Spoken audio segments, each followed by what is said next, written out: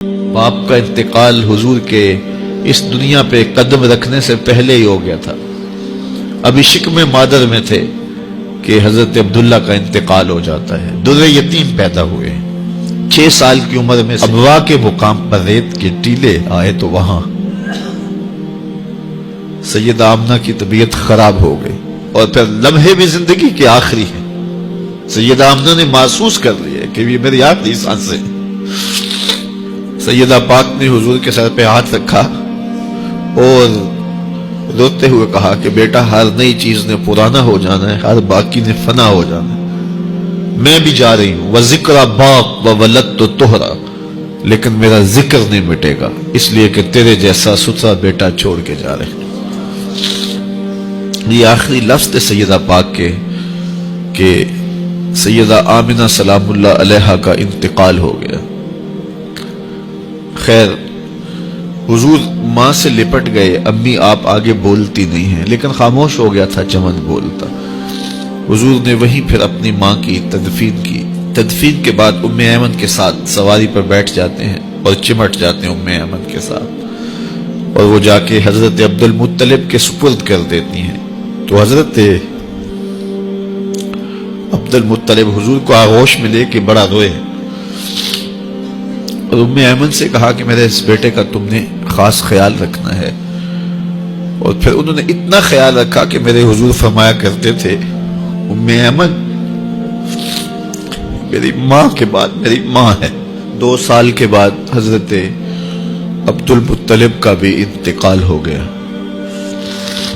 ابن حشام کے یہ لفظ سینہ چیرتے ہیں کہ جب امیر قریش کا جنازہ اٹھا تو سارا مکہ جنازے کے لیے امڑ آیا، لیکن لوگوں نے 8 سال کے ایک بچے کو دیکھا جو دیواروں سے لپٹ لپٹ کے رو رہا تھا. آج یہ سہارا بچھن گیا تھا.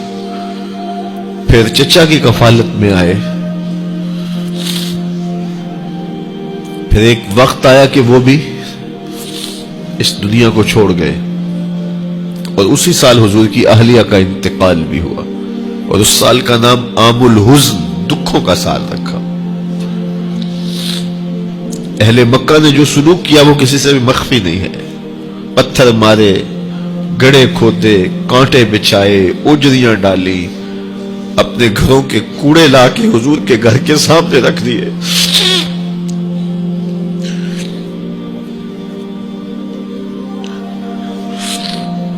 کس چیز کی سزا دے رہے تھے میرے حضور کو؟ میرے حضور علیہ السلام نے پھر طائف کا سفر کیا کہ شاید وہ لوگ میری بات کو سن لیں، لیکن انہوں نے جو دردناک سلوک کیا وہ بھی تاریخ کا ایک انتہائی دردناک باب ہے. انہوں نے اوباشوں کے ہاتھوں میں پتھر دیے اور جس راستے میں میرے حضور نے گزرنا تھا ان کو اس راستے پہ کھڑا کر دیا اور کہا ان پہ سنگ زنی کر. اور وہ آقا کریم پہ پتھر مارتے، حضور کے پاؤں پہ پتھر مارتے. آقا کریم علیہ السلام پاؤں اٹھاتے تو وہ دوسرے پاؤں پہ مارتے. پھر حضور شدت درد سے بیٹھ جاتے تو ان کے 2 غنڈے دائیں بائیں سے آگے بڑھتے اور حضور کو کندھوں سے پکڑ کے اٹھاتے، پھر سنگ باری کرتے.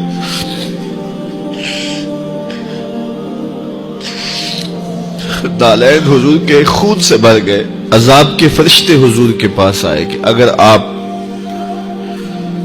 بد دعا بول دیں تو ابھی ہم ان پہاڑوں کو جوڑ دیتے ہیں اور یہ طائف کے لوگ پس جائیں گے ان پہاڑوں کے درمیان.